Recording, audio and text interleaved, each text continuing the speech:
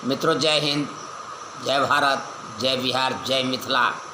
जैसा कि आप लोग जानते हैं, आजकल कोरोना की महामारी है। सबसे पहले कहूँगा, अपना सुरक्षित रहिए। मैं गरीबों का आवाज़ हूँ, अच्छी तरह से जानते हैं आप लोग, जो मैं कुछ दे नहीं सकता आवाज़ के सिवा, क्योंकि मैंने अपना जीवन ही आप लोग को अर्पण कर दिया है। हो सकता है कुछ गलत संदेश भी मेरे तरफ से जाता होगा, क्षमा चाहता हूँ उसके लिए, लेकिन मैं आवाज़ उठाऊंगा। मैंने ये देखा कि 60-65% जो गरीब लोग हैं, उनके हक का बात कोई नहीं उठाता, उनका दलाली सभी करते हैं, सभी दलाली करते हैं। तो ये कोरोना का महामारी है, इसमें अपना बचाव करना है। ज़रूर सुरक्षित रहिए। हम सुरक्षित रहेंगे तो हमारे बच्चे सुरक्षित रहेंगे।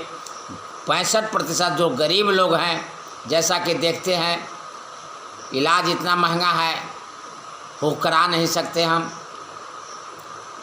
दूसरी बात, हमारे पास पैसा नहीं है, गांव देहात में रहते हैं। गरीब लोग कहाँ रहते हैं?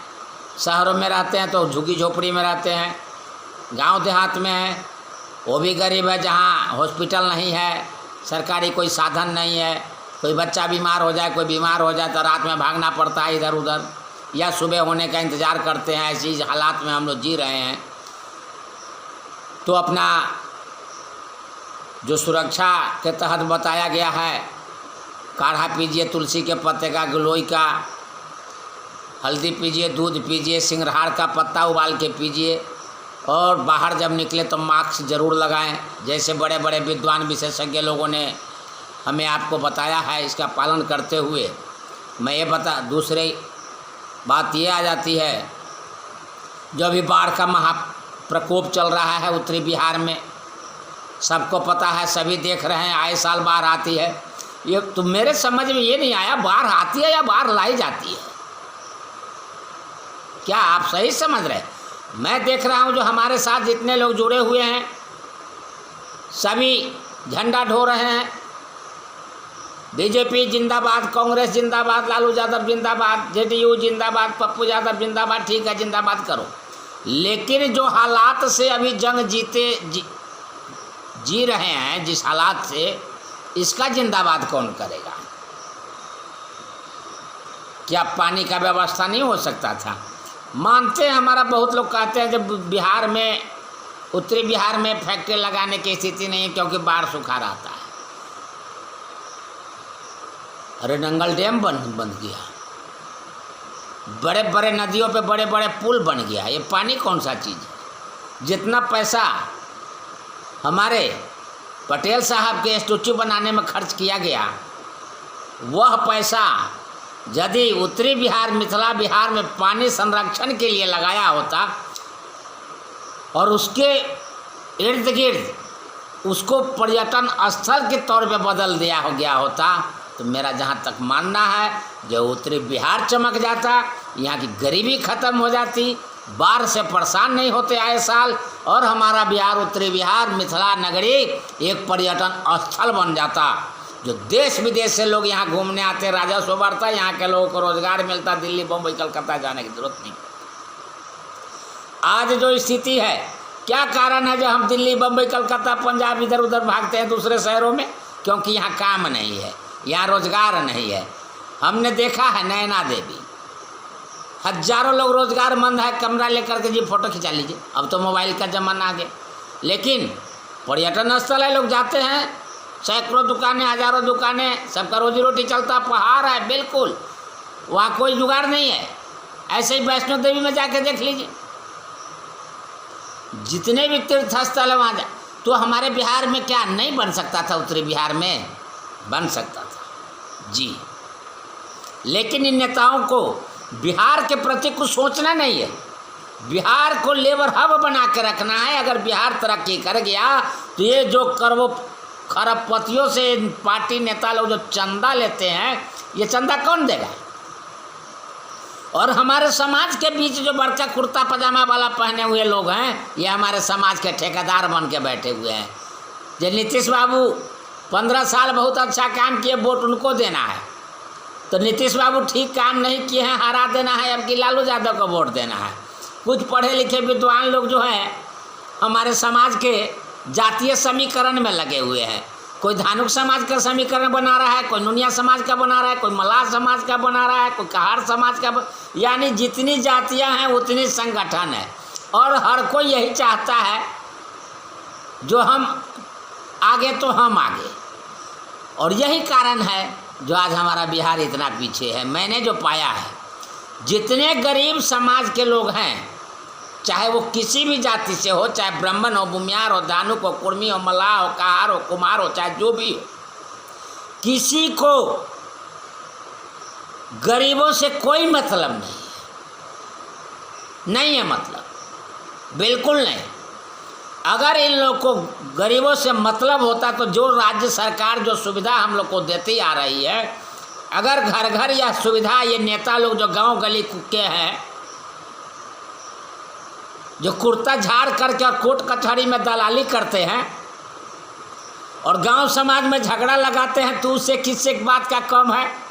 केस कर दे, लगेगा 5,000 पैसा हमको नहीं आ रहे, हम देवो ना तुमको पैसा।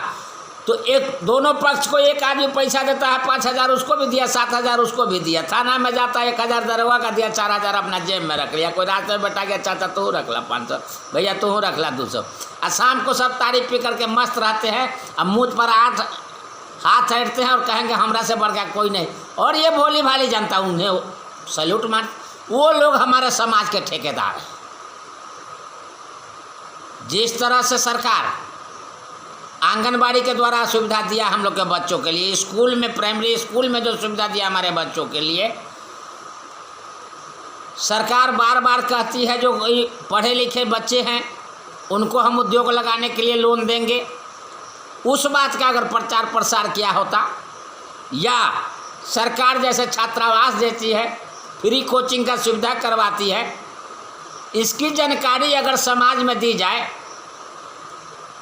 तो हमारा समाज कुछ सुधर सकता था। मैं देखता हूँ, मैं जाता हूँ, मैं तो गरीबी भेष पकड़े हुआ हूँ, सब कुछ उतार दिया था गरीबी ही, मैं उन्हीं का आवाज़ हूँ।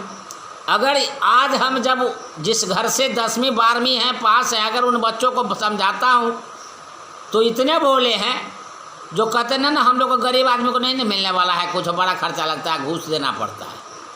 ये हवा किसने बना रखा है?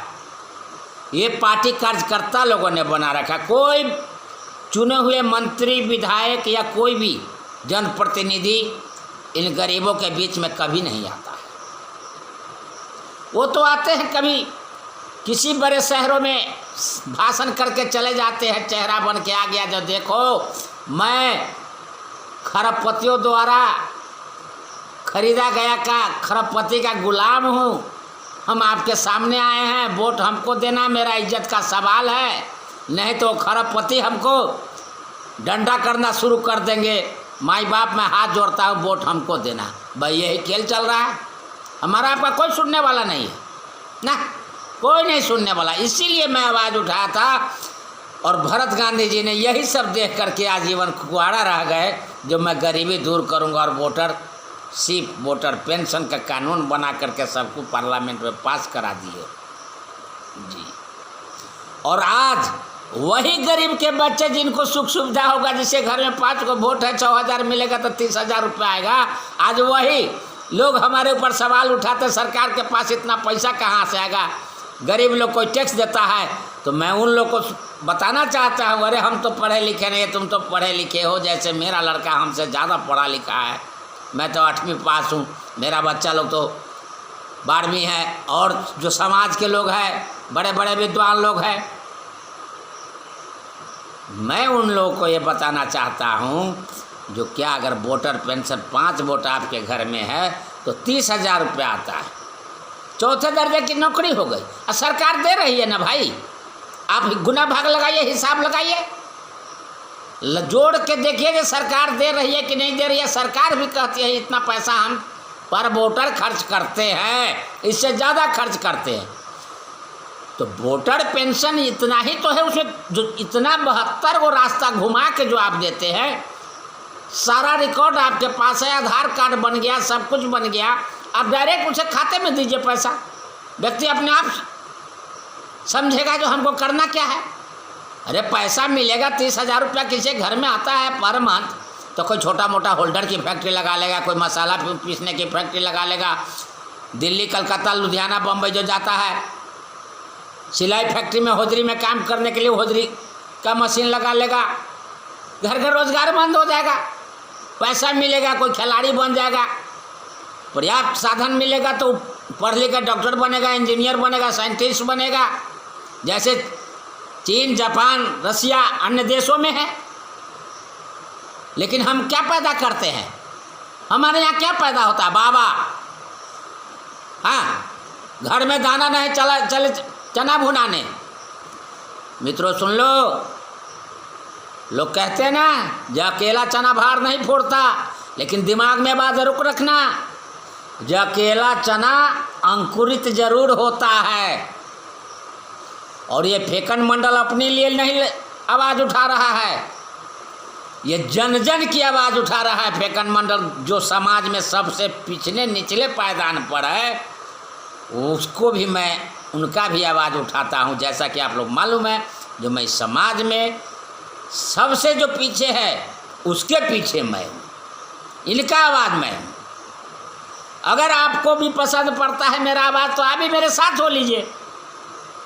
इसीलिए मैं और मेरे जो आदर्श लोग थे, जिन्होंने सपना संजोया था, क्या सोच के हमारे आदर्श शहीद रामफल मंडल जी हंसते हंसते झूला फांसी पे चढ़ गए।